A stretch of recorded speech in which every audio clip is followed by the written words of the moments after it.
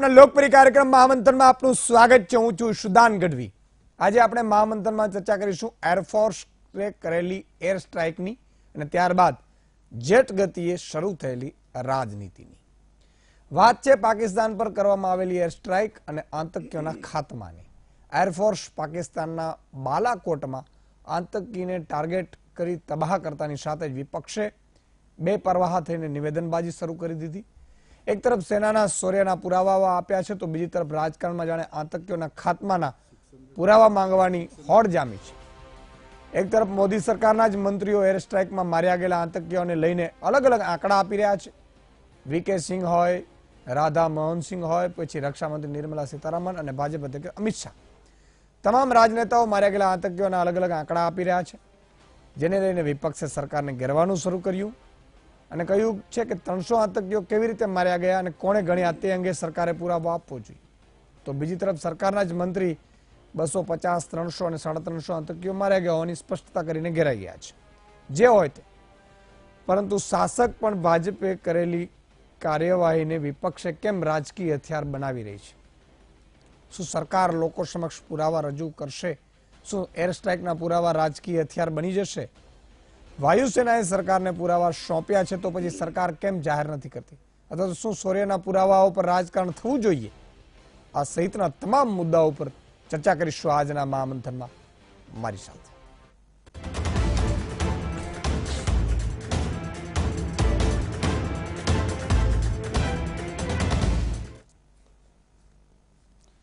વાયુસેનાએ બાલાકોટમાં આતંકી અડ્ડાઓનો નાશ કર્યા હોવાના પુરાવાઓ સામે આવ્યા છે। વાયુસેનાએ સરકારને જેસના અડ્ડાઓની સેટેલાઇટ તસવીર આપી છે, જે તસવીર જબ્બા ટોપની છે, જ્યાં આતંકીઓના આતંકના અડ્ડા ચાલતા હતા। એટલું જ નહીં, વાયુસેનાએ સરકારને 4 અડ્ડાઓને તોડી પાડ્યાના પણ પુરાવાઓ આપ્યા છે। વાયુસેનાએ સરકારને 12 પાનાનો રિપોર્ટ પણ સોંપ્યો હોવાના અહેવાલ છે। વાયુસેનાએ કરેલા હુમલામાં 80% નિશાન ટાર્ગેટ પર લાગ્યા છે। તમામ બોમ્બ બિલ્ડિંગની છત પર પડ્યા હતા, જેના કારણે તમામ કેમ્પ નષ્ટ થયા છે। ઉલ્લેખનીય છે કે સેટેલાઇટ ઇમેજ એ જ છે જે સૌથી પહેલા ગૂગલ મેપ દ્વારા વીટીવીએ દર્શકોને બતાવી હતી। ગૂગલ મેપના માધ્યમથી આ જબ્બાના આતંકના અડ્ડાઓ ચાલતા હોવાની માહિતી દર્શકોને અપાઈ હતી। હુમલાના દિવસે જ વીટીવીએ આ અડ્ડાઓ મેપના માધ્યમથી દર્શાવ્યા હતા। વાયુસેનાના જણાવ્યા મુજબ જબ્બાના 4 જેટલા અડ્ડાઓ રાખમાં બળી ગયા છે, જ્યાંથી પેદા થનાર આતંકીઓ પણ તેની સાથે રાખ થઈ ગયા છે।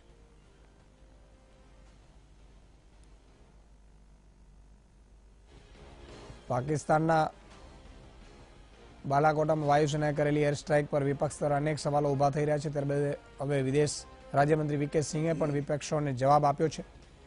વીકે સિંહે એક જોક ટ્વીટ કરીને કહ્યું છે કે જો હું રાતે મચ્છર મારીને સૂઈ જાઉં તો તે કેટલા માર્યા તે ગણવા બેસતો નથી। ટ્વીટ બાદ વીકે સિંહે વિપક્ષી નેતાઓ નિશાન સાધતા કહ્યું કે મારી વિપક્ષોને એક સલાહ છે કે બાલાકોટ જતા રહે અને ત્યાં જઈને ગણી લે કે કેટલા આતંકીઓ માર્યા અને બાદમાં પાછા આવી જાય। જો તેઓ માત્ર પૂછતા રહેશે તો કંઈ નહીં થાય। વિપક્ષીઓ એરફોર્સના વિમાનો સાથે બોમ્બ સાથે જતા કેટલાક આતંકીઓ મર્યા તે ગણીને પરત આવી જાય। જો વિપક્ષ ગણવા માંગે છે તો એક આ રીત છે। જ્યારે આપણે રાજકીય ફાયદા માટે વિરોધ કરીએ છીએ તો દેશને નુકસાન થાય છે। આ રીતે વિપક્ષ પર કટાક્ષ કરીને વીકે સિંહે સંસદનો જવાબ આપ્યો છે। ઉલ્લેખનીય છે કે દિગ્વિજયસિંહ, મનીષ તિવારી, સલમાન ખુરશી સહિતના નેતાઓ એર સ્ટ્રાઇક પર સવાલ ઉઠાવ્યા, જેના પર ભાજપે વિપક્ષ પર આરોપ લગાવ્યો છે કે વિપક્ષ સેનાનું મનોબળ ઘટાડવાનું કામ કરી રહ્યું છે। जब भारत कुछ करे तो मुझे लगता है कि विपक्षी जो ये प्रश्न उठाते हैं उनको भी हवाई जहाज के नीचे बांध के ले जाएं। जब बम चले तो वहाँ से देख लें टारगेट, उसके बाद उनको वहीं पे उतार दें, उसके बाद वो गिन लें और वापस आ जाएं। है ये मानसिकता समझ में नहीं आ रही। जब भारतीय वायुसेना ये कह रही है कि हमने उनके ठिकानों को तबाह कर दिया है, जब कथाकथित तौर पर हमने एक F-16 विमान उनका गिराया है, तो और क्या निष्कर्ष प्रधानमंत्री खोज रहे थे? तो आज विपक्ष ने नहीं, प्रधानमंत्री ने खुद ये जो हवाई हमले हुए हैं इनके ऊपर सवालिया निशान लगाया है। ये दिग्विजय सिंह की अपनी जानकारी जो उन्होंने प्राप्त की होगी, इसके आधार पर वो ये बात कह रहे हैं, और अगर वो उस बात पर अड़े हुए हैं तो उनके पास उसके लिए कोई सबूत होगा। अब हम उस पर कोई टिप्पणी नहीं कर सकते कि वो किस आधार पर कह रहे हैं। जब उन्होंने एक बात कही है कि ये एक दुर्घटना है और उस दुर्घटना से जो मैंने बात कही है होगा कि किस आधार पर वो ये कह रहे हैं। नहीं, ये बयान बिल्कुल गलत है और ये एक प्री प्लान टेररिस्ट अटैक था जिसके अंदर 250-300 किलो आरडीएक्स जो है हमारे सीआरपीएफ के जत्थे, तो रोड्स दोनों तरफ से ब्लॉक कर दी जाती है, वहां पे सिविलियन को जाना ही मना होता है, गाड़ी तो बहुत दूर की बात है। अगर वहां पे इतना बड़ा अटैक हो गया, बहुत बड़ा हमारा मतलब कि इंटरनल सिक्योरिटी का फेलियर था, ये दुर्घटना नहीं है। તો 2-3 દિવસથી એવું લાગી રહ્યું હતું કે ભાઈ આના ઉપર એકવાર આપણે કરી લેશું એમ ચર્ચા, કારણ કે એ તો હોના ही था, આ બધું ચાલે, પણ મને 2-4 મુદ્દાઓની ચર્ચા ખુલીને કરવી છે, મજા આવશે, તમને પણ મજા આવશે, હું આશા રાખું છું કે તમને પણ મજા આવશે. એક વાત સમજવાની કોશિશ એ કરે કે એર સ્ટ્રાઇક કરવામાં આવી, હવે આ જે આપણે કરીએ આતંકવાદીઓના અડ્ડા ઉપર કરી, પાકિસ્તાન એના જાતે એને મોઢે લઈ લીધું હતું કે ભાઈ અમે જવાબ આપીશું, પાકિસ્તાન ઉપર કરી જ નહોતી, આપણે તો કરીએ છીએ આતંકવાદીઓના અડ્ડા ઉપર, અને આપણી ફરજ છે કે ભાઈ તમે અમને હેરાન કરશો તો અમે ઘરમાં ઘૂસીને મારીશું, એમાં કોઈ નવાઈ નથી. હવે આ સ્થિતિમાં સ્વાભાવિક છે કે આપણે બધાને જોશ પણ થાય, ઘણાને તો સોશિયલ મીડિયા ઉપર એને આમ તમે એને જઈને પૂછો, સોશિયલ મીડિયા ઉપર જોઈએ એટલે આપણે એમ લાગે હા આને તો દેશપ્રેમ ઉભરાય છે, જઈને પૂછો કે ભાઈ તમે ખરેખર સેનામાં ત્યાં જશો તો ઘરમાં સંતાઈ જાય. કહેવાનો ભાવાર્થ એવો છે કે એ ઉભરો બધાને આવે, મને આવે, તમને આવે, અને આવવો જોઈએ, દેશપ્રેમની વાત હોય તો. પણ મને એ નથી સમજાતું કે એવી રીતે શું વસ્તુ છે કે જેના કારણે શાસક વિપક્ષ એકબીજા ઉપર રાજનીતિ કરે છે. કેટલીક વસ્તુ તો છોડી દો, કેટલીક વસ્તુ છોડી જ દેવી જોઈએ. સાહેબ વાત હોય આપણા દેશ હિતની તો સેનાએ હુમલો કર્યો છે, કોઈ ભાજપ કોંગ્રેસના નેતા ગયા હતા? ના ના, તમે ગયા હો તો અમને સમજાવો, તમને તમે જો ગયા જ હો તો અમને વાંધો નથી, અને કોઈ જઈ પણ ન શકે ને ભાઈ, જઈ શકે, જેનું કામ છે એ કામ કરવાનું હોય, સરકારે સરકારનું કામ કરવાનું હોય, વિપક્ષે વિપક્ષનું કામ કરવાનું હોય, સેના અને એરફોર્સ છે એને કામ કરવા દેવાનું હોય. સમજાતું એ નથી કે થઈ શું રહ્યું છે. કેટલાય કહે છે કે અમે 250 આતંકી મારી નાખ્યા, કેટલાય કહે છે કે અમે 300 મારી નાખ્યા, કેટલાય કહે છે કે તમે સબૂત આપો. આ શું છે બધું? જ્યારે કોઈ વિદેશી ધરતી ઉપર આપણે જ્યારે સ્ટ્રાઇક પણ કરતા હોઈએ ને ત્યારે કહેવાનું ન હોય. શું કામ ન કહેવાનું હોય? કે આપણા દેશના હિતની વાત છે સાહેબ. સામેવાળો એવું કહે કે ભાઈ અમને 250 તમે મારી નાખ્યા તો અમને કહેવાનું જ ન હોય. તો મર્ડર કરવા કદાચ એ બાપે માર્યા વેર હોય, આપણા ગામડામાં કહેવત છે, અને કદાચ એ મર્ડર કરવા જાય સામેથી કહે છે કે જો હું મારી આવ્યો, ન કહેવાય, કહેવાનું જ ન હોય. શાસક હોય, વિપક્ષ હોય, મીડિયા હોય, મીડિયાએ પણ એમ જ કરવાનું. મીડિયા પણ તલવાર કાઢીને એવું ન કરી શકે કે યુદ્ધ જ કલ્યાણ, જાતો ખરો તું, યુદ્ધના કપડા પહેરવાથી યુદ્ધ નથી થઈ જતું. અચ્છા, તમે સેનાને બિરદાવી ચોક્કસ શકો, જે વીટીવીએ કર્યું હશે, તમને ખબર હશે, વીટીવીએ ખૂબ કર્યું, સેનાને બિરદાવી સાહેબ. એરફોર્સની હોય, વાયુ થલ સેના હોય, આર્મી હોય, સેનાને બિરદાવવું એ આપણું કામ છે સાહેબ. અને એને અભિનંદન આવ્યો ત્યારે આપણે ખૂબ જબરજસ્ત મહામંથન કર્યું હતું 2 દિવસ સુધી. શું કામ ખબર છે? કે અભિનંદનને જોઈને એક એક સેનાના ભરતી થયેલા જવાનો અને ભરતી થનાર જવાનોને એમ થવું જોઈએ કે વાત સાચી છે, જીવવું તો આ રીતે, મરવું તો આ રીતે, અને એ દેશ માટે એવી રીતે યુવાનો તૈયાર થશે તો જ તમારી મારી સુરક્ષા થશે. તો આમાં ભાજપ કોંગ્રેસ છે અથવા તો બીજી પાર્ટી, માયાવતી હોય, મુલાયમસિંહ હોય કે અખિલેશ હોય, એટલે ભાઈ તમારે જરૂર શું છે? તમે દેશને આપી શકો તો સાહેબ સારી સુરક્ષા આપી શકો, તમે દેશને આપી શકતા હો તો એક સંપ આપી શકો, તમે દેશને આપી શકતા હોય તો તમારામાંથી સારા નેતાઓ આપો. તમે જે મોકલ્યો છો તમને, અમને ખબર છે અમારા માથા ઉપર કેવા વાગે છે, તમારી તાકાતોથી આપો. કોણ ના પાડે તમને? તમારામાં તાકાત હોય તો ઈમાનદાર લોકો આપો, તમારામાં તાકાત હોય તો ભ્રષ્ટાચાર મુક્ત ભારતને ગુજરાત કરો, તમારામાં તાકાત હોય તો સારા અધિકારીઓને આગળ કરો. એ તો તમે કરતા નથી, જે તમારું ખરેખર કામ છે. હું અત્યારે મારું મીડિયા તરીકેનું ધર્મ ન નિભાવું, પત્રકાર ધર્મ ન નિભાવું અને હું બોર્ડર ઉપર જઈ અને ચીસો પાડું, એમ થોડું ચાલે. મારું કામ એ નથી. ભડકાવાનું કામ જ ન હોવું જોઈએ મારું. સવાલ કેમ ન થાય? અને સવાલ કેમ થાય? ચલો એરપોર્ટ એનું કામ કર્યું, હજુ જરૂર પડશે તો હજી આપણે ઠોકીશું. તમે તમારી રીતે આગળ વધો. ચૂંટણી સભામાં એક પણ મુદ્દામાં ન ભાજપનો કે ન કોંગ્રેસનો આ મુદ્દો આવવો જોઈએ. શું કામ આવવું જોઈએ ભાઈ? આપણે આપણા પરિવારને ક્યારે વચ્ચે લાવીએ છીએ ખરા? હું સમજવાની કોશિશ કરું છું. આમાં તમે તો જે મહામંથનના દર્શકો છો એ તો સાહેબ કોઠા સૂઝવાળા છે. એમને તો ઈસુદાનભાઈ ઉપર વિશ્વાસ છે, વીટીવી ઉપર વિશ્વાસ છે. નથી એ ભાજપના, નથી કોંગ્રેસના. કારણ કે આપણે જ્યારે છીએ ત્યારે આપણે માણસ છીએ. આપણે કહીએ છીએ ને કે માણસ માણસ બને તો ઘણું છે, ઘણા નથી બનતા એ તકલીફ છે. એટલે તમે વિચાર કરો કે ચૂંટણી સભા હોય તો આપણે આપણા પરિવારનું ક્યાંક એવું થયું હોય, માની લો હું એટલા માટે કહું છું કે બે છોકરા આપણા દીકરા ઝઘડ્યા હોય, આપણે ચૂંટણી સભામાં લાવીએ છીએ કે મારા દીકરા ઝઘડ્યા, અથવા તો વિપક્ષ એ કોઈનું લાવે કે આ બે દીકરા એના ઝઘડે છે, ઈ એના સાચવી નથી શકતો અને મારી પાસે આવે. એ કેટલી નીચલી કક્ષાની રાજનીતિ કહેવાય? કહેવાય કે નહીં? તમે મને જવાબ આપો ઘરેથી, તમારા ઘરેથી કહેવાય કે નહીં? અને આપણે સેના ઉપર સવાલો કરીએ, સેના ઉપર શું કરે? અરે ભાઈ, સેના કોઈની થોડી છે, ભારતીયની સેના છે, કોઈ ભાજપની કોંગ્રેસની. તો જેમ આપણે આપણા પરિવારને સાહેબ જો લઈ નથી શકતા, તો ચૂંટણી સભામાં આ પણ મુદ્દો ના આવવો જોઈએ.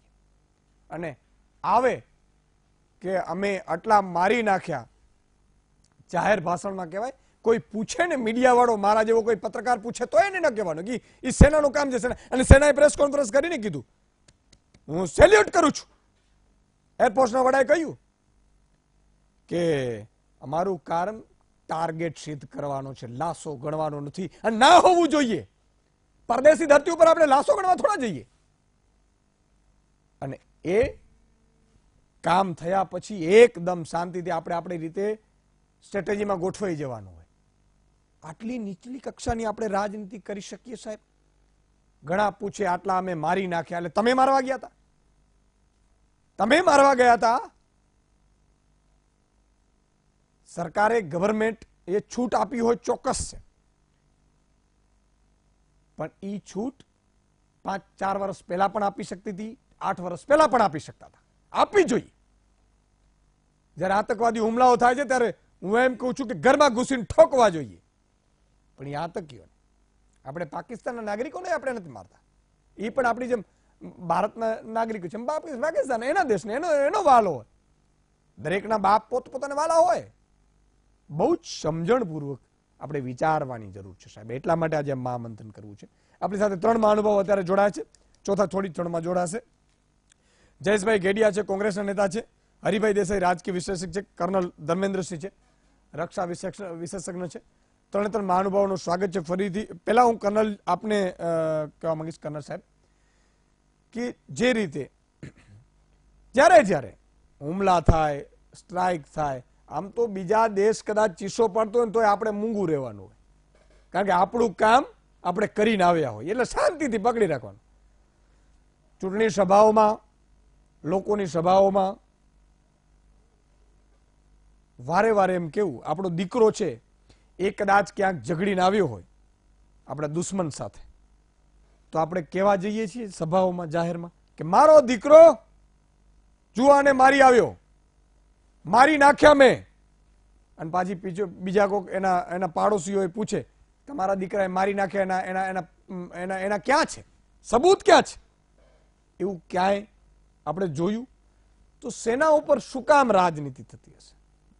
कर्नल साहब बिल्कुल आपने दुरुस्त फरमाया कि आपको जरा सा कि याद दिला दूं 1999 के अंदर हमने करीब 50 दिन तक युद्ध लड़ा था उधर, और उसके युद्ध के हर दिन करीब 3 और 4 बजे के टाइम पे मिसेस निरूपा राव जो फॉरेन मिनिस्ट्री में एक स्पोक्स पर्सन थी, वो कर्नल उसके बाद में जनरल विक्रम सिंह वो आके पूरा ब्रीफिंग मीडिया के सामने करते थे कि हमने रात को क्या किया, सुबह क्या हो रहा है उधर, और अगला जो कदम होगा उसके लिए हम तैयार हैं उधर। तो मेरे को नहीं लगता कि इन 50 दिनों के अंदर किसी ने कोई सवाल उठाया उधर। लेकिन अभी क्या हो रहा है, इसको ज्यादा हाइप किया जा रहा है उधर। और जहां तक ये सवाल है कि जब फर्स्ट दिन कुछ फिगर आ रहे थे 2-3 दिन तक, ये कल जब एयर चीफ ने बोल दिया है कि we don't count dead body, उसके बाद में सब शांत है। आज जो कल क्लेम कर रहे थे 250, 300, 400, आज बिल्कुल शांत बैठे उधर वहां पे। तो ये सिर्फ जो एयरफोर्स का जो एक्शन है उसको कुछ लोग अपने फायदे के लिए भुनाना चाहते हैं, वो बिल्कुल गलत है उधर। तो जो अभी पब्लिक भावेश में है कि मैं बताना चाहता हूं कि जो भारतीय सेना होती है वो देश के प्रति जवाबदार होती है उधर, वो किसी पार्टी या किसी नेता के प्रति जवाबदार नहीं होती।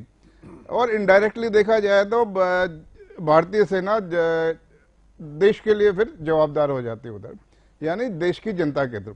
तो जो भी है वो भारतीय सेना अपना पक्ष सरकार को दे देगी। जहां तक ये एयर स्ट्राइक का सवाल है, एयर स्ट्राइक की जाती है जब आपको एरिया टारगेट चुना जाता है और तो उसमें मैक्सिमम क्या कहते हैं जो शौक है दुश्मन के इलाके में, उनके इलाके में उनको बिल्कुल ही तहस नहस किया जाए, ऐसा नहीं होता। सिर्फ उनको शौक देने के लिए कि हम इसमें कैपेबल हैं। जो उनकी डिफेंसेस के अंदर जो बैठे रहते हैं वो तहस नहस हो जाएगी, वो उसको रीऑर्गेनाइज करने में लगेगा। उसके बाद में हमारी थल सेना की कार्रवाई होती है। इस केस के अंदर ये हमारा कतई इरादा नहीं था कि हम कैजुअलिटी करें या कैजुअलिटी गिने उधर, जैसे कि एक नेता ने बोला था कि हम कैजुअलिटी करने नहीं गए थे उधर। और यही एयरफोर्स का स्टैंड है कि कैजुअलिटी के लिए कार्रवाई नहीं होती, कैजुअलिटी के लिए कार्रवाई होती तो थल सेना की कार्रवाई होती। और थल सेना की कार्रवाई के लिए 80 किलोमीटर का इलाका नहीं चुना जाता उधर। 80 किलोमीटर अंदर जाके जो वायुसेना ने किया है आजादी के पहले बार पीस टाइम के अंदर जो क्रॉस किया है वो काबिल तारीफ है उधर, विदाउट डिटेक्टिंग उधर। और ये जो भारतीय सेना वायुसेना ने जो कार्रवाई की है, जो मिराज 2000 इस्तेमाल किया उधर, उसका जो स्पाइस 2000 बम है, 2000 पाउंड का बम उधर डाला है उधर। इतना एक्यूरेटली डाला है, उसकी एक्यूरेसी थी 3 मीटर टू 100% एक्यूरेसी होती है उधर। तो वायुसेना को शाबाशी देने के बजाय उसको कंट्रोवर्सी बना रहे हैं उधर कि कितने मारे हैं बताओ उधर। ये जो साधारण आदमी नहीं पूछ रहा उधर, ये पॉलिटिशियन आपस में पूछ रहे हैं और आपस में जवाब दे रहे हैं उधर। बिल्कुल यही तो दिक्कत है। આમાં તકલીફ જ એ થાય છે કે એ બંને લોકોને ખરેખર આમ તો મારાથી એ શબ્દ ન વપરાય, પણ જે કે એને 6 મહિના મૂકી આવીએ તો દેસા સાહેબ, આ એક જનતાનો ત્યાંનો એક સવાલ છે. હું તો ના પૂછી શકું આવું, કારણ કે પત્રકાર તરીકે આપણે નેતાઓ નથી કહેતા હોતા જનરલી, પણ દેસા સાહેબ સવાલ એ છે કે ઘણી વખત જેમ કર્નલ ધર્મેન્દ્રસિંહ સાહેબે કહ્યું કે એવું મીડિયા બ્રીફિંગ થઈ જતું હતું, અને મીડિયા બ્રીફિંગ એટલા માટે કે મીડિયા કોઈ ખોટી અટકળો ન લગાવે. આમાં તકલીફ ક્યાં થાય? તકલીફ એ થાય કે રાત્રે 3 વાગે બોમ્બ પડ્યા, રાત્રે 3 ની આસપાસ હશે કર્નલ સાહેબ, અને સવારે અમારા બધાને મીડિયામાં હાલતું હતું કે 250 થી 300 અમે ઉડાડી દીધા. હવે રાત્રે ને રાત્રે તો ખબર પડે નહીં. એટલા માટે કે અમારે પણ આમાં સુધરવાની જરૂર છે. આમાં મેં કહ્યું એમ કે આ બધી વસ્તુ 6-7 વાગે કે 8 વાગે જ્યાં મીડિયામાં ચાલતું હતું અમારા બધામાં કે ભાઈ 250 થી 300 આતંકવાદીને મારી નાખે, અને જો મારી નાખ્યો આતંકવાદી મરે એ દેશ હિત માટેનો તમામ જે આવકાર્ય છે પગલું, દેશ હિત માટે જે પણ થાય એ આવકાર્ય છે, એનો વિરોધ હોઈ જ ન શકે અને થાય પણ નહીં.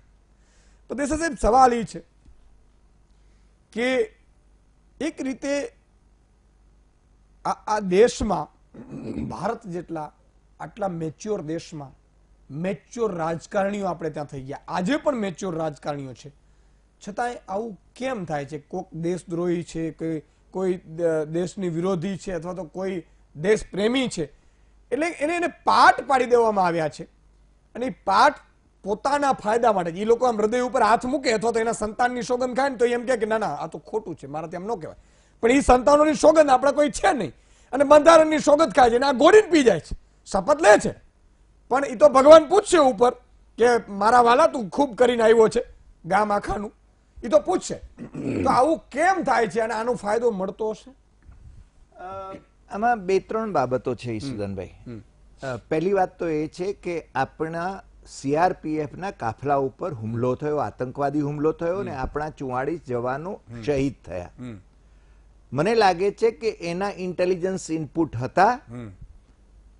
રાજ્ય સરકારની અને કેન્દ્ર સરકારની જવાબદારી હતી કે એ લોકોએ એના માટે એક્શન લેવા જોઈએ. જે રીતે કારગિલના પણ ઇન્ટેલિજન્સ રિપોર્ટ હતા જ, અને છતાં પણ જેને આપણે એ યુદ્ધ સુધી લંબાવવું પડ્યું. એટલે પહેલી વાત તો એ છે કે પોતાની જવાબદારીમાંથી છટકવા માટે નો એક ખેલ ચાલે છે ચૂંટણી માથે હોય ત્યારે. આ એક વાત. બીજી વાત એ છે કે આપણા એરફોર્સના પ્લેન જઈને આતંકવાદી અડ્ડાઓ ઉપર સ્ટ્રાઇક કરે અને આપણી સેનાના ત્રણેય પાંખ જે કંઈ કોઓર્ડિનેશન સાથે પગલા ભરે અને એને માનનીય વડાપ્રધાન અને વિરોધ પક્ષના તમામ નેતાઓ એને સમર્થન આપે અને એની એકી અવાજે આખો દેશ યુદ્ધ કરવું પડે તો યુદ્ધ કરવા માટે પણ તૈયાર રહે, તો એને માટે આપણે આપણી સેના માટે ગર્વ અનુભવીએ છીએ અને આપણે એમને લાખ લાખ વંદન કરીએ છીએ. પ્રશ્ન છે રાજકારણનો. રાજકારણ કોણે શરૂ કર્યું? તો રાજનેતાઓ મૂંગા મરે ને તો સારું. મુશ્કેલી એ છે કે બધાને જેને એમાંથી લૂમ લઈ લેવી છે, રાજકીય લાભ ખાટી જવો છે, બરાબર છે. અને એની શરૂઆત ક્યાંથી થાય છે? મારા ભાઈ શ્રી મોદી સરકારની અંદર SS આહલુવાલિયા એ મંત્રી છે, કોંગ્રેસમાંથી આવેલા મંત્રી છે, કારણ કે એમના ત્યાં તો ઉધારીના ઘણા બધા છે.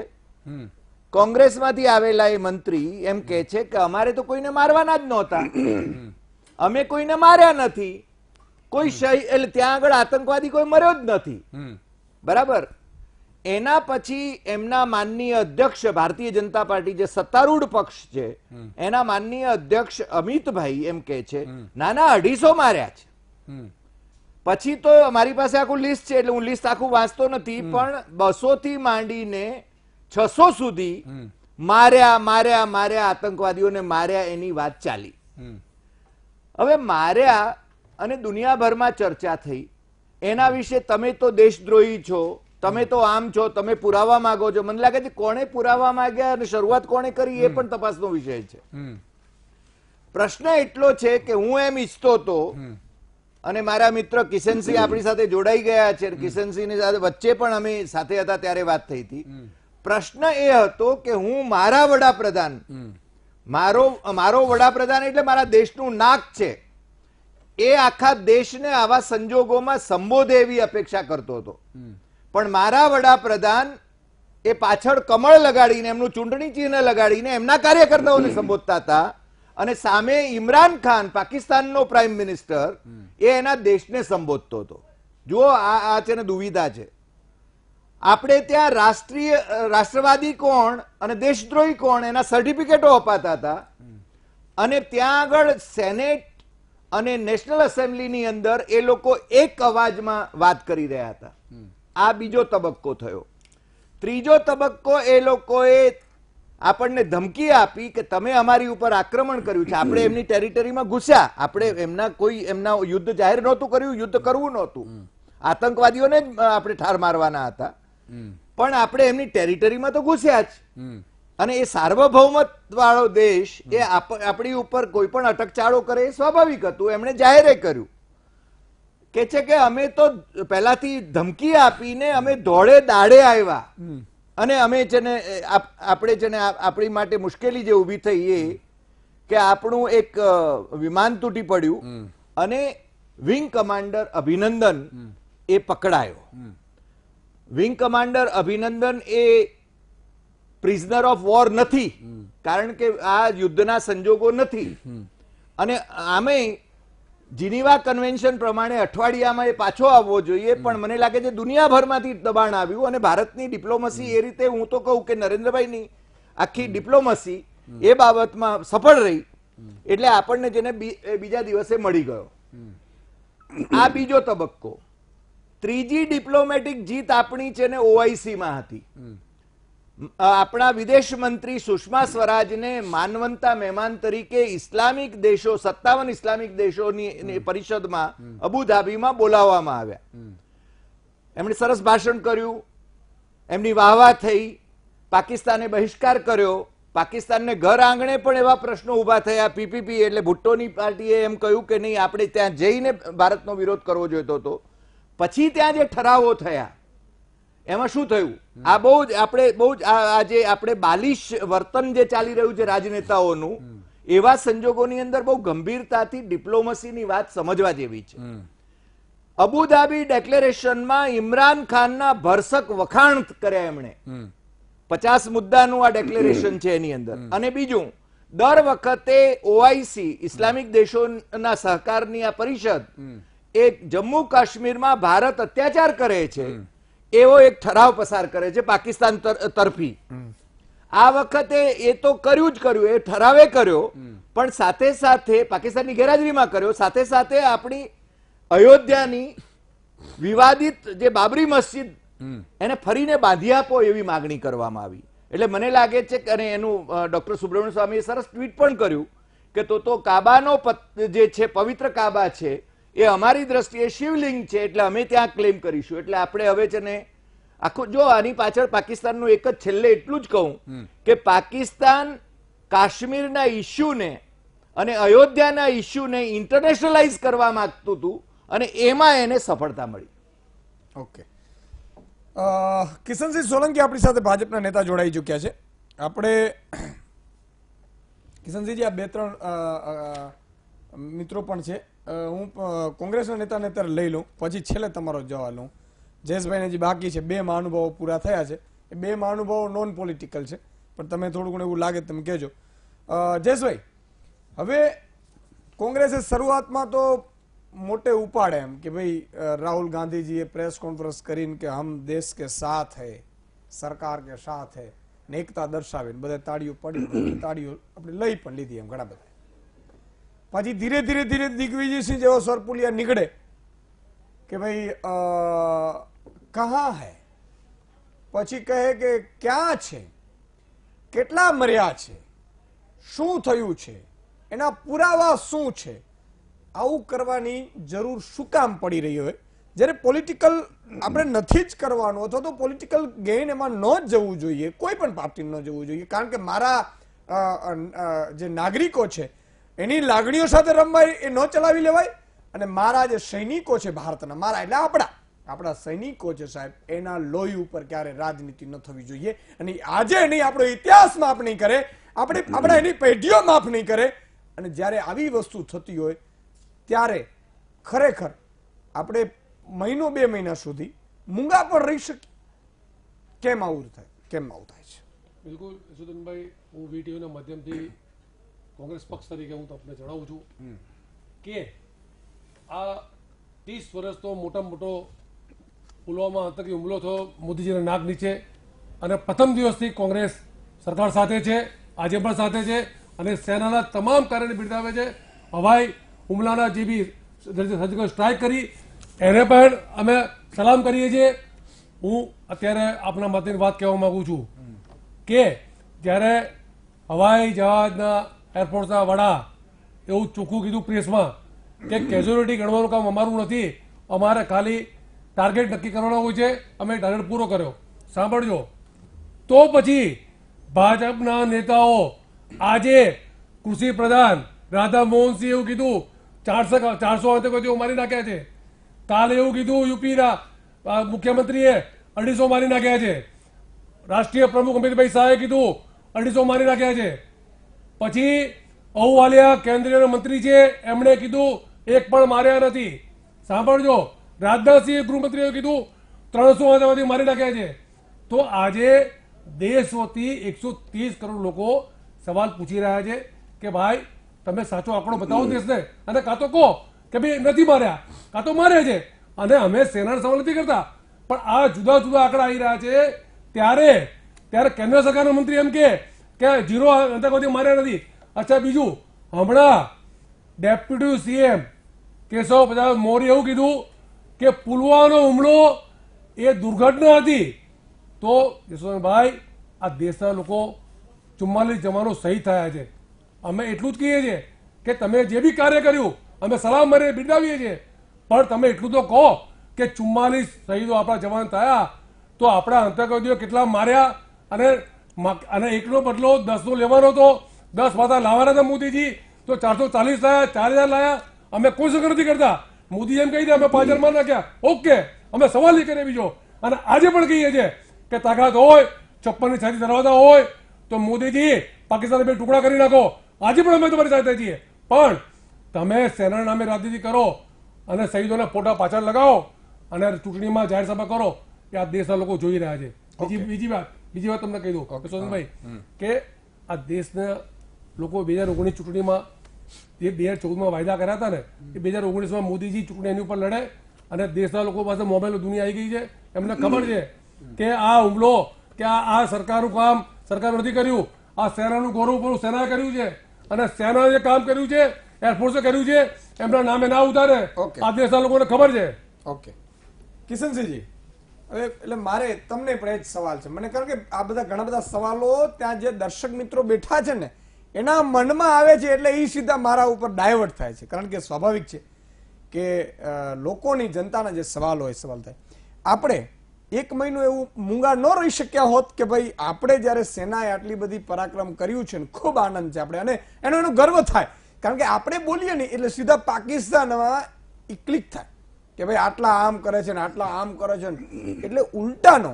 અગાઉ મેં જ્યારે ગયું ત્યારે મેં કહ્યું કે આપણે જ્યારે બે અહીંયા ઝઘડા હોય, બાપે માર્યા વેર હોય, અને સામેનાને મારી આવીએ ત્યારે ગામના ચોકા ઉપર જઈને કહેતા નથી, ચોરા ઉપર જઈને કે ભાઈ અમે આમને મારી નાખ્યા.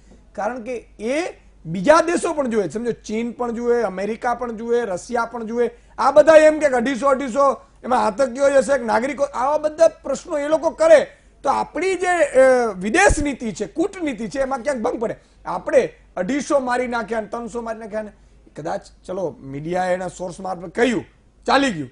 નેતાઓએ પણ, ભાજપના નેતાઓએ પણ કેમ કરવાની જરૂર? જેમ કોંગ્રેસ સવાલ કરે છે એમ ભાજપના નેતાઓએ પણ 1 મહિનો ચૂપ ન રહી શકત. યશોદાનભાઈ, નાવા ડેઝ ઇટ્સ અ ફેશન.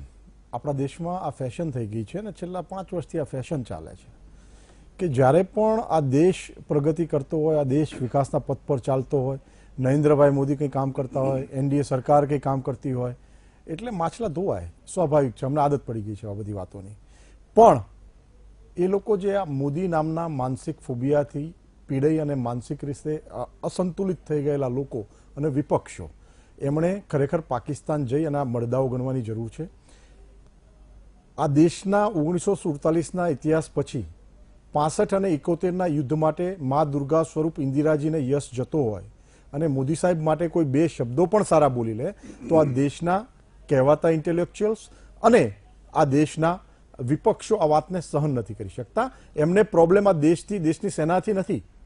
યાદ રાખજો, આપણા દર્શકોને કહું છું, આ તમામ લોકોને પ્રોબ્લેમ આ દેશને જે થોડી ઘણી પણ તાકાત અપાઈ છે, આ દેશને હિંમત અપાઈ છે, આ દેશને દ્રાસ સૂચન કર્યું છે, આ દેશને કીધું છે કે આ દેશમાં બધી જ વસ્તુઓ શક્ય હતી જે છેલ્લા 4.5 વર્ષના ટૂંકા સમયમાં કરી છે. આ વ્યક્તિને કોઈ પણ ભોગે કાઢો. અમને મોદીથી બચાવો, મોદીથી બચાવો, આવું મણિશંકર અય્યર, સલમાન ખુરશીદ, અરે સંદીપ દીક્ષિત જેવો એક લોકલ દિલ્હીનો નેતા આ દેશના સેનાધ્યક્ષને ગલીનો ગુંડો કહેવાની હિંમત કરે છે. આ લોકોએ ઉરી માટે પણ પ્રશ્નો કર્યા હતા અને ઇતિહાસમાં પહેલી વખત યશોદાનભાઈ બન્યું 1947 પછી કે આ દેશના સંરક્ષણ મંત્રી, આ દેશના વિદેશ મંત્રી, આ દેશના વડાપ્રધાન, આ દેશના હોમ મિનિસ્ટર, જ્યારે એટેક ચાલુ હતો 4 દિવસ સંપૂર્ણપણે માછલા ધોવાતા હતા, આરોપો થતા હતા, 1 અઠવાડિયા સુધી શું કરો છો, શું કરો છો, શું કરો છો થતું હતું. આ કામ 1947 પહેલા પણ સેનાનું હતું, અત્યારે પણ સેનાનું છે. આ સેના 1947 પહેલા પણ આટલી મજબૂત હતી, આ સેના અત્યારે પણ એટલી મજબૂત છે. અને સંપૂર્ણ શ્રેય જે પણ છે કોઈ જતો હોય તો સેનાને જાય છે. સેનાને માત્ર રાજકીય નેતાગીરી, મજબૂત સંગઠન શક્તિ, મજબૂત સંકલ્પ શક્તિ અને 156 ઇંચની છાતી જ કહી શકે કે સમય સ્થળ તમે નક્કી કરજો. એટલે આમાં આપણે ક્યારેય મળદા ગણવાની વાત અમારી સરકાર નહીં કરે. અમારી સરકાર હંમેશા ઇન્સાનિયત, જમહુરિયત અને કાશ્મીરિયતની વાત કરશે. અમારી સરકાર હંમેશા જ્યાં માનવતાની સામે આતંકવાદ પડકાર છે, અને દુનિયામાં યાદ રાખજો સુદાનભાઈ કે અમેરિકા, ઇઝરાયલ બાદ કરતા હવે ભારત ત્રીજો દેશ છે જે દુનિયામાં કોઈ પણ જગ્યાએ ત્રાસવાદ સામે પલટવાર કરવા માટે, ત્રાસવાદ સામે ટકરાવવા માટે, ત્રાસવાદના નેસ્તનાબૂદ માટે ભારતીય સેના દુનિયામાં ગમે ત્યાં ત્રાટકવા માટે હવે તૈયાર છે. આ એક સંદેશ છે. રહી વાત, મારા મિત્ર કહેતા હતા કે મોટામાં મોટો હુમલો પુલવામા. અરે ભાઈ, 2006માં મુંબઈમાં તમે 196 લોકોને ખોયા. છેલ્લી 10 વર્ષની માયકાંગલી સરકારો જે હતી એમણે માત્ર ને માત્ર જોઈશું, ચિંતા કરીશું, સાખી લેવામાં નહીં આવે આવા શબ્દો દ્વારા માત્ર આ દેશની પ્રજાને અને સેનાને આશ્વાસન પૂરું પાડ્યા સિવાય કંઈ નહોતું કર્યું. તમે હાલત જુઓ ઇમરાન ખાનની. ભલે કહેતા હોય કે ઇમરાન ખાને ઇસ્લામિક કોઓપરેટિવ બેઠકને સંબોધતા એમણે આપણા ઉપર માછલા ધોયા અને કીધું નહીં, એ ઇસ્લામિક બેઠકમાં પાકિસ્તાને ગેરહાજર રહેવું પડ્યું. એ બેઠકમાં આ દેશના મુસ્લિમોનો અવાજ સાંભળવામાં આવ્યો. એ દેશના, આપણા દેશના વિદેશ મંત્રીને ત્યાં ચીફ ગેસ્ટ તરીકે બોલાવવામાં આવ્યા. આ દેશનું સન્માન છે. દુનિયાના તમામ મુસ્લિમ દેશો, એક પણ દેશ પાકિસ્તાનની પડખે આ વખતે ઉભો નથી રહ્યો. આ નોંધવું ઘટે.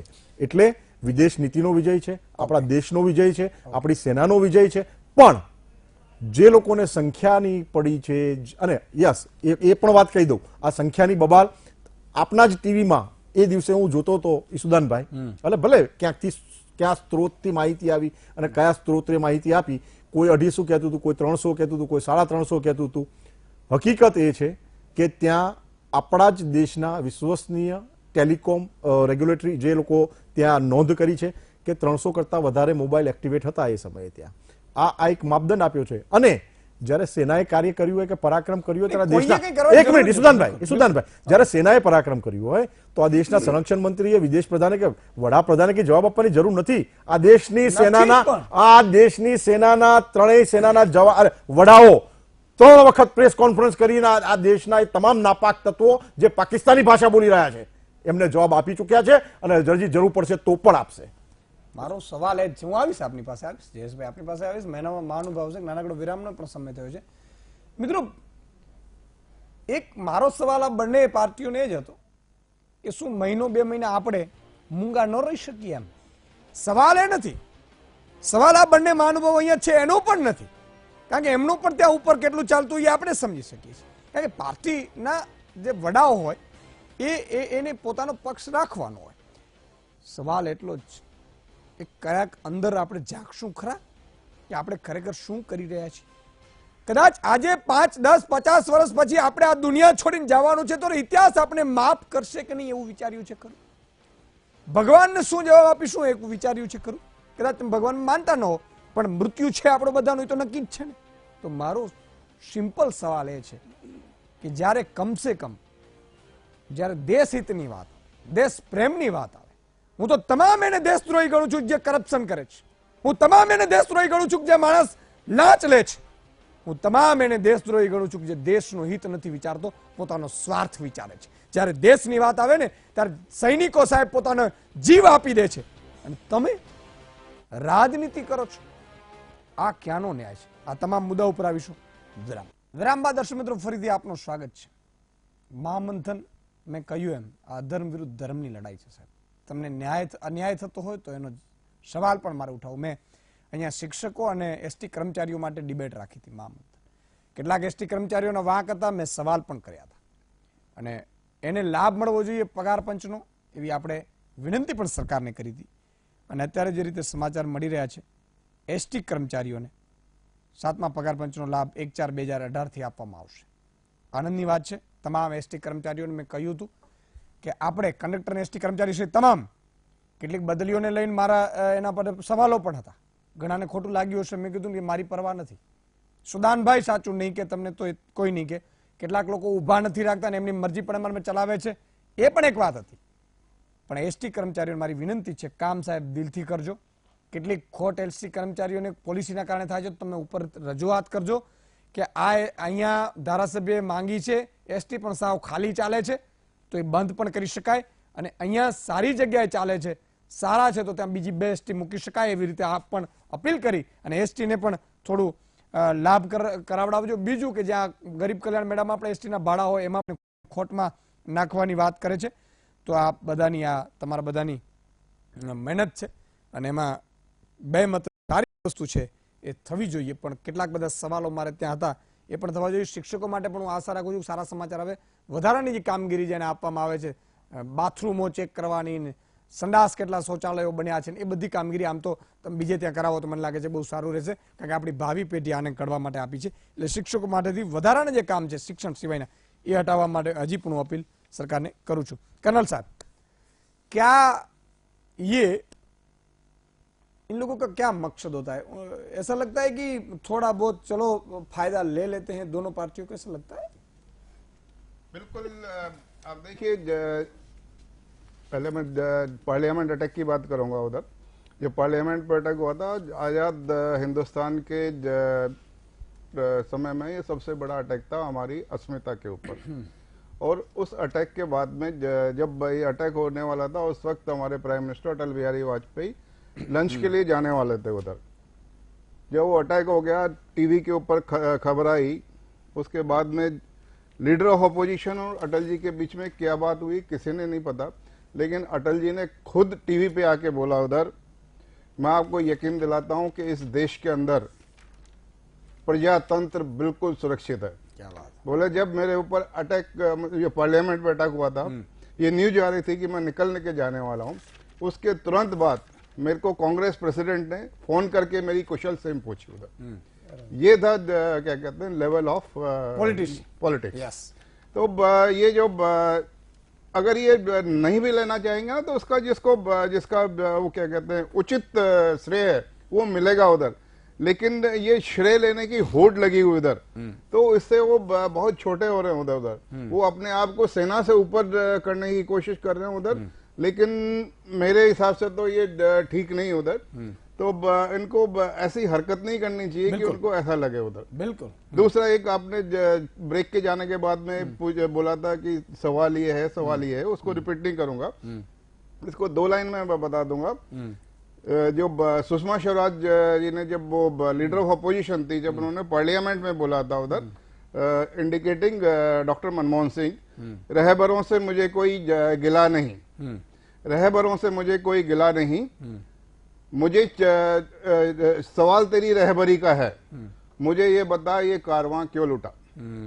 तो आज कोई ये नहीं पूछ रहा क्या कुछ हुआ उधर. जो टेररिस्ट ने किया था ये उनको टास्क दिया गया था, लेकिन सवाल ये कि ये पुलवामा अटैक क्यों हुआ. बिल्कुल.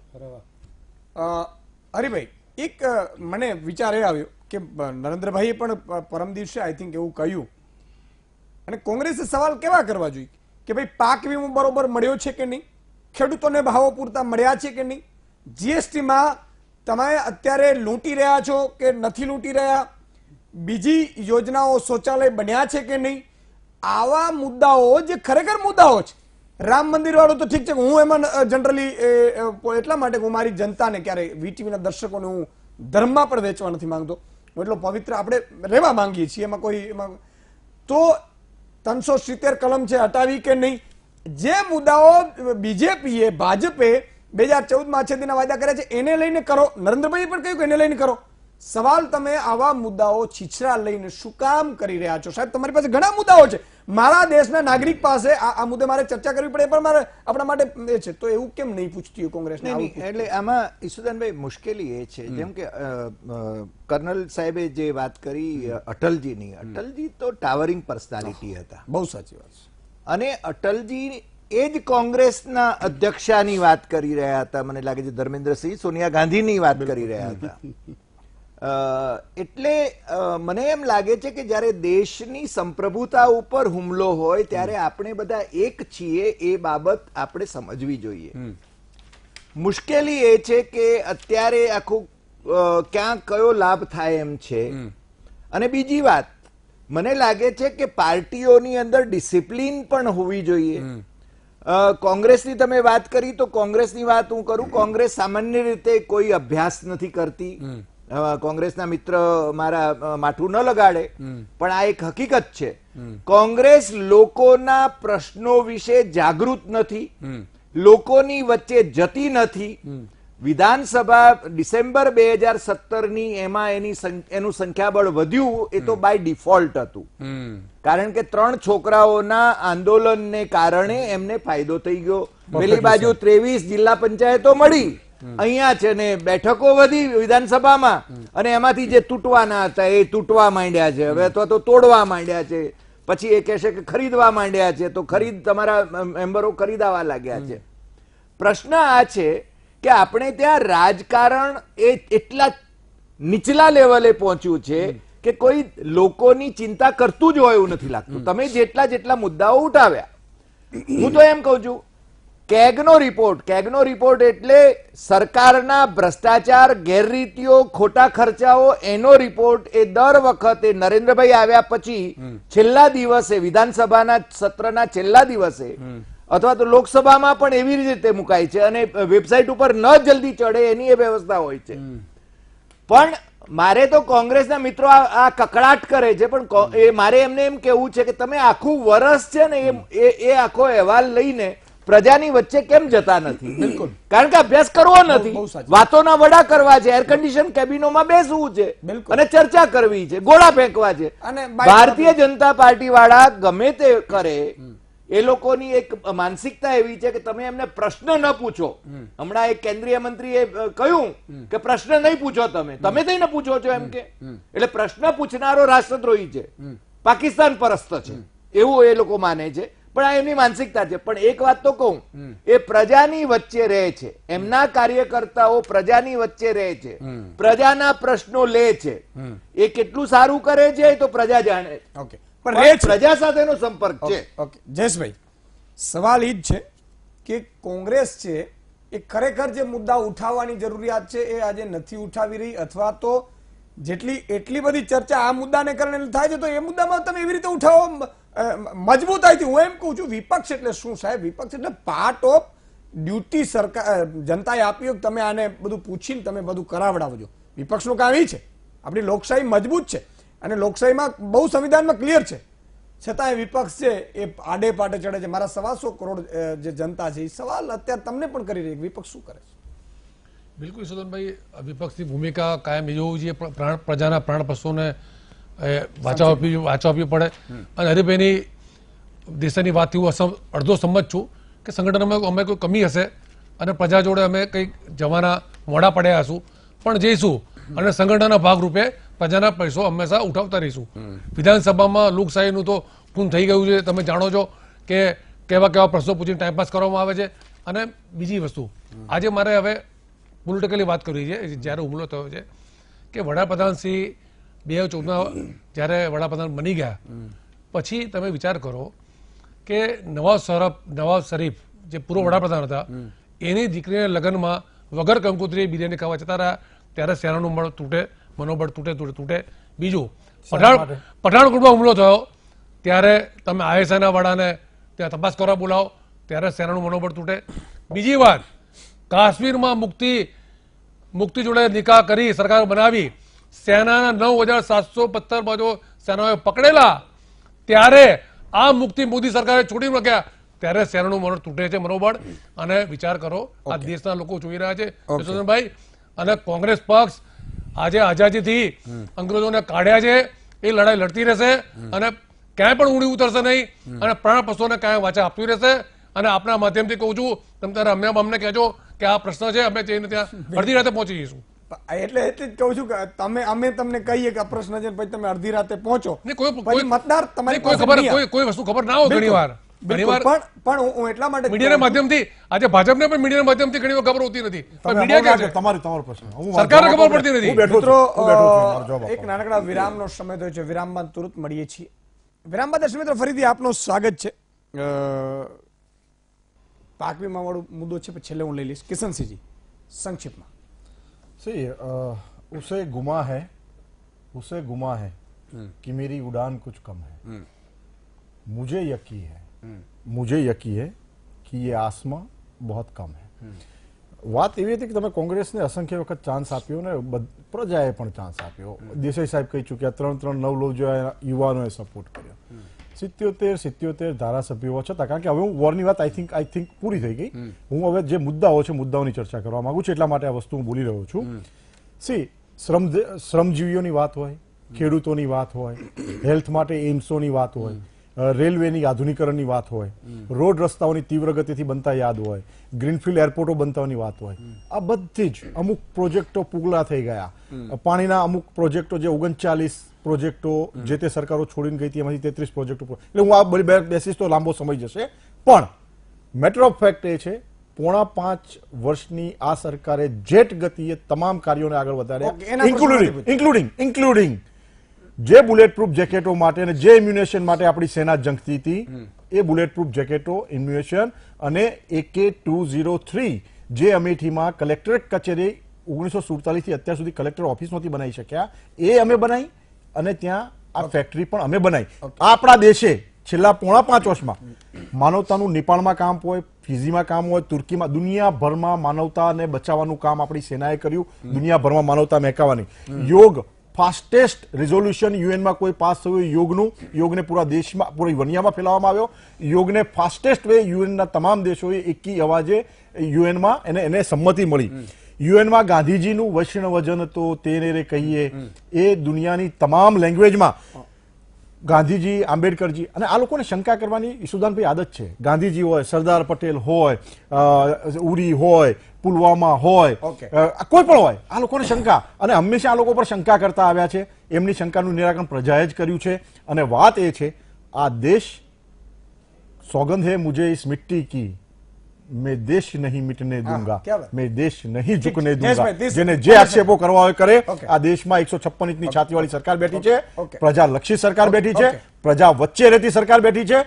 એટલે જવાબો જે તે સમયે જેમને જે જોઈએ છે મળી રહેશે. બિલકુલ 15 સેકન્ડ. બિલકુલ વાત કરીએ, દેશ ક્યારે ઝૂક્યો નથી, ઝૂકવાનું નથી, અને દેશ મજબૂત જ છે. કોઈ સરકાર કોઈ બી હોય, વડાપ્રધાન કોઈ પણ હોય. વાત એમ છે કે જ્યારે આ ઘટના બની ત્યારે એક શહીદની વિધવા પત્નીએ એવું કીધું હતું, મોદી સાહેબ अगर बूथ मजबूत करने के बजाय सरहद मजबूत की होती तो हमारे 44 शहीद जवान नहीं मरते साहब. અને અમારામાં એક વાત એવી હતી કે દોકલામ વખતે સલમાન ખુરશીદ ચાઇનામાં અને ક્રાઉન પ્રિન્સ ચાઇનીઝ એમ્બેસીમાં ના બેઠા હોત તો આ દેશનો ચાઇના સામેનો રવૈયો કંઈક અલગ હોત. આજે લોકો જોઈ રહ્યા છે, એટલે છેલ્લે મોદી સરકારે હમણાં જાહેરાતો કરી, લોલીપોપ આપી, બાટલાઓ યાદ છે, જનતાને 3 દિવસ સુધી આંસુ નહોતા સુકાયા. 10 સેકન્ડ. કન્નર સાહેબ, ये जो पूरे एपिसोड में मैंने देखा कि अगर ये जो हमने एयर स्ट्राइक आईबी के अक्रॉस करने का जो निर्णय लिया है, ये 70 साल में पहली बार हुआ है. और ये जो हाईएस्ट डिसीजन मेकिंग है भारत सरकार की, prime minister, finance minister, home minister and external affairs minister, इसमें ये शामिल होते हैं. तो इसके लिए सरकार बधाई की पात्र है. लेकिन सिर्फ डिसीजन, ये पॉलिटिकल डिसीजन था कि उसको क्रॉस करना है या नहीं करना, कब करना है उधर उधर. पिछले 5 साल में देखो और 10 साल में देखो, हमने कभी नहीं किया. जैसे अभी दोनों वक्ताओं ने बताया, हमारे पुंछ हुआ, पठानकोट हुआ, गुरदासपुर हुआ, नगरोटा हुआ, कालूचक हुआ, रत्नूचक हुआ उधर, और उसके पहले ये कहते हैं बॉम्बे अटैक हुआ. लेकिन हमने कभी ये निर्णय नहीं लिया. सिर्फ 2001 में जब पार्लियामेंट पे अटैक हुआ था, उस वक्त सर जी 196 अटैक हुए थे 2004 से 2014 तक. 196 attack everywhere in the India, every state in India. वो क्या कहते हैं, और पिछले 5 साल में एक स्टेट में भी हुआ नहीं है, हम वो अपार्ट फ्रॉम कश्मीर. डिस्कस नहीं कर रहे. मैं बोल रहा हूँ कि ये जो लिया साहसिक निर्णय था उधर. ये क्या कहते हैं, 2001 में भी प्राइम मिनिस्टर साहब ने ये निर्णय लिया था, पूरी फौज को मोबिलाइजेशन कर दिया था. 1 साल तक मैं खुद राजस्थान बॉर्डर पे था, लेकिन 1 साल के बाद में हम वापस आ गए थे, जबकि चीफ ऑफ आर्मी स्टाफ ने आके हमारे को बोला था कि इस बार मैंने प्राइम मिनिस्टर को बोल दिया है कि my troops will not get back to barracks without entering. लेकिन उस वक्त नहीं हुआ. 1 साल तक फौज उधर रही. ઈશુદાનભાઈ એક જ મિનિટ, એમણે મને પરમિશન આપી, એક જ વાત બોલી લઉં. જો માનસિકતા અને પાર્ટીની માનસિકતાની વિચારસરણી જે નબળીઓની કોઈ અસર પડે, આ સિદ્ધુજી અમારામાં હતા. સાંભળજો, રાષ્ટ્રપ્રેમની ભાષા તમે બધાએ સાંભળી છે. આ જ સિદ્ધુજી કોંગ્રેસમાં ગયા અને પાકિસ્તાનથી નજરે બધાને જોતા થઈ ગયા. એટલે હું આપણા દર્શકોના માધ્યમથી આ કહેવા માંગુ છું. હરીભાઈ, અડવાણીના પીએ કુલકર્ણી પાકિસ્તાન મળવા ગયા હતા. મને લાગે છે કે આ ભારતીય જનતા પાર્ટીમાં હોય તો રાષ્ટ્રવાદી અને કોંગ્રેસમાં હોય તો પાકિસ્તાનવાદી, એ મને લાગે છે આ યોગ્ય નથી. મને લાગે છે આપણા કેટલાક સુગ્ન જે શ્રોતાઓ છે એમાં કેટલાક આપણને કોંગ્રેસી પણ કહે છે ને કેટલાક સંઘની ચડ્ડીવાળા પણ કહે છે. એટલે મને લાગે છે એ લોકોના જ્ઞાન માટે હું કહી દઉં કે એક ભાઈએ લખ્યું છે, એટલે કે મારા રોટલા છે ને ઇન્ડિયન એક્સપ્રેસ મુંબઈમાંથી આવતા હતા, કેશુભાઈની સરકારમાંથી નહીં. બિલકુલ. એટલે આ જસ્ટ એ ભાઈને જે ખ્યાલ ના હોય તો એ ગેરસમજ ન કરે. કોઈ ભાઈ આમાં એવું છે ઈસુદાનભાઈ, એક જ વાત કરી લઉં કે પ્રશ્ન પૂછવો એ તમારો અને મારો ધર્મ છે. બિલકુલ. સાચી વાત કેવી એ તમારો ને મારો ધર્મ છે. And we respect પાર્ટીના that. પ્રવક્તાઓ We respect that. દર્શકોને બહુ Yes, you respect. જ્ઞાની છે. નહીં, આ તો શ્રોતાઓ જે આપણા દર્શકો છે ને, એ કેટલાક એ એવા હોય, કરતા બાકી દર્શકો બહુ જ્ઞાની છે. હા, એટલા માટે જ હું એમના લાભાર્થે કહી રહ્યો છું. લાખો લોકો જોઈએ. પણ કિશનસિંહ જે વાત કરી એને હું રિસ્પેક્ટ કરું છું કે આપણે જેને ધારો કે જે વાત સાચી હોય એ જ કહેવા માટે અહીંયા આવીએ છીએ ને, એટલા માટે જ તમે ઇન્વાઇટ કરો છો. બિલકુલ 100%. મિત્રો, ધોરણ 10 અને 12 ની આવતીકાલે પરીક્ષા છે, શરૂ થાય છે. હું બધાને અમારા તરફથી પણ શુભેચ્છાઓ. અમારા તરફથી બાળકોને આપું છું. મને એક વાક્ય એટલા માટે કહી દઉં, અભિયાનમાં ભૂપતભાઈ વડોદરીયાનો એક આર્ટિકલ છપાણો છે, બહુ અદભુત છે. એટલે મને ગમ્યું કે ઇંગ્લેન્ડના સુપ્રસિદ્ધ નાટ્યકાર સમરસેટે મોમની એક વાર્તા છે. એ જે ઉદ્યોગપતિ છે એની રાહ જોઈ રહ્યા છે બેંકવાળાઓ બધા, કે હમણાં આવશે સાહેબને એટલે લોન આપી દેવાની છે, પણ સાલી એટલે જે પ્રોસેસ હોય એ ખાલી પૂરી કરવાની છે. એટલે ઉદ્યોગપતિને બધા રાહ જોઈ રહ્યા છે, બધા બેંક મેનેજર અને બેંકના વાઇસ પ્રેસિડેન્ટ બધા, અને સાઇન બધી તૈયાર રાખે છે. એટલે પેલો આવીને કહે છે કે હું તો અંગૂઠા છાપ છું. તો કે ના હોય સાહેબ. તો હા. તો કેમ? તો હું એટલા માટે અંગૂઠા છાપ છું કે મને ભણવાનો એ સમય ના મળ્યું, પણ સાહેબ પછી મને એટલી તાકાત અંદરથી આવી છે કે હું બિઝનેસમાં ખૂબ આગળ વધ્યો છું. એમ નાના નાના બિઝનેસ કરતા કરતા કહેવાનો ભાવ અર્થ એટલો જ છે કે તમે મહેનત ખૂબ કરજો પણ પરેશાન નહીં થતા. આ જિંદગીની તમારી છેલ્લી પરીક્ષા નથી. એટલે મારી એક અપીલ છે. બીજી વાત મારે બે વસ્તુ એક એવી છે કે આજે મહીસાગરના સસ્તા અનાજની દુકાનમાંથી ચોખામાંથી ખાતર મળે, આ કેવો દેશપ્રેમ છે સાહેબ. હું તો એમ કહું છું આ દેશદ્રોહ છે સાહેબ. દેશપ્રેમ એને નથી કે દેશપ્રેમ કોને કહેવાય કે જે મારા હિન્દુસ્તાનના એક એક નાગરિકનો વિચાર કરતો હોય ને એનો દેશપ્રેમ કહેવાય સાહેબ. તમે ભેળસેળ કરો યાર, ચોખામાં ખાતરની ભેળસેળ કરો. શું તમારે લઈ જવું છે અને કયા લઈ જવાનો છે? શું ઉપરવાળો તમને લેવા દેશે એમ? એટલે મારી તમને જાહેરમાં અપીલ છે કે કોઈ પણ ભેળસેળ મારો ગુજરાતનો નાગરિક ન કરતો હોવો જોઈએ, ન વેપારી કરતો હોવો જોઈએ, ન ખેડૂત કરતો હોવો જોઈએ. પછી રાજકોટ સિવિલમાંથી 5 મહિના કામ કરતા નકલી નર્સ બેન ઝડપાયા. 5 મહિના સુધી બેન જો નકલી નર્સ કામ કરતા હોય તો હું એમ કહું છું તંત્ર ક્યાં જાય છે? શું કરે છે તંત્ર? એટલે મારું બહુ મને દુઃખ થાય છે કે આવી ઊંઘતા તંત્રો મને આશ્ચર્ય થાય છે કે આપણે ક્યાં છીએ. અને સંરક્ષણ મંત્રાલયમાંથી રાફેલના દસ્તાવેજ ચોરાય, એજી આજે સુપ્રીમ કોર્ટમાં કીધું કે દસ્તાવેજ ચોરાયા છે. એટલે મારે બહુ દુઃખ સાથે કહેવું પડે કે થોડીક એ આપણે ધ્યાન રાખીએ. અને છેલ્લી કિશનસિંહે કીધું કે બહુ સંવેદનશીલ સરકાર છે ને બધા નાગરિકો માટે છે. તો પાક વીમાની પણ તમે વાત કરી હતી કે ફેબ્રુઆરીના એન્ડ સુધીમાં આવી જશે. આજે મારો એક નાગરિક પૂછી રહ્યો છે કે માર્ચના આજે 6 માર્ચ થઈ વહી ગઈ, સાંજ થઈ ગઈ, પાક વીમા બહુ આવ્યા નથી, આવ્યા છે તો માત્ર રમાડવા પૂરતા આવ્યા છે. તો મારી અપીલ છે મુખ્યમંત્રીશ્રીને, મારી અપીલ છે કૃષિ મંત્રીશ્રીને, 6.5 કરોડ જનતા વતી, ખેડૂતો વતી હું અપીલ કરી રહ્યો છું એ અધિકારીઓને અને પાક વીમા કંપનીઓને કે લોહી ચૂસવાનું આપણે પાક વીમા કંપનીઓ જે ઠેકો લીધો છે બંધ કરાવડાવી અને પાક વીમો સારામાં સારી રીતે આપે. અને એ પણ આ મહિનો પૂરો થાય પહેલા આપી દેશે. નહીં તો બેંકોમાંથી અમે જે લોન લીધી છે, ખેડૂતોએ જે લોન લીધી છે, તમામ ખેડૂતો ઈ ખેડૂતોને જે નવા જૂની કરવી હશે ને એના વ્યાજ 0% એટલે એ કરાવી દેજો ને, સારી રીતે કરાવજો. એવું ન થાય કે પછી 5, 25, 100 કરવાનું છે. એટલે પછી કારણ કે બેંકો નવા જૂની કરવાની છે ને એમાં આખે ઓડા આવી જશે અમારે, કારણ કે 0% વ્યાજે નહીં મળે, એક દિવસ પણ વધારે જશે એટલે 7% વ્યાજ લેશે. અને અમારી પાસે એટલે કે ખેડૂતો પાસે પૈસા નથી કે અમે ભરીએ. આ તો પાક પણ ફેલ ગયો છે. એટલે વીમા કંપનીઓમાંથી તમે ખેંચાવડાવીને એક એવી સંવેદનશીલ સરકાર, અને હું કોંગ્રેસને પણ કહું છું કે હવે 75 રહ્યા છે, ભગવાનજીભાઈને ગઈકાલે સસ્પેન્ડ કરી દીધા એટલે બાકી 76 હતા. તો તમે પણ ત્યાં પહોંચીને પાક વીમો તો કમસે કમ અપાવડાવો દો, એટલી તો હિંમત કરો. એટલે આ તમામ મુદ્દા ઉપર હવે મને સમય નથી એટલે 4 મહાનુભાવો કિશનસિંહજી, જયેશભાઈ, હરિભાઈ અને કર્નલ ધર્મેન્દ્રસિંહ ચારનો ખૂબ ખૂબ આભાર.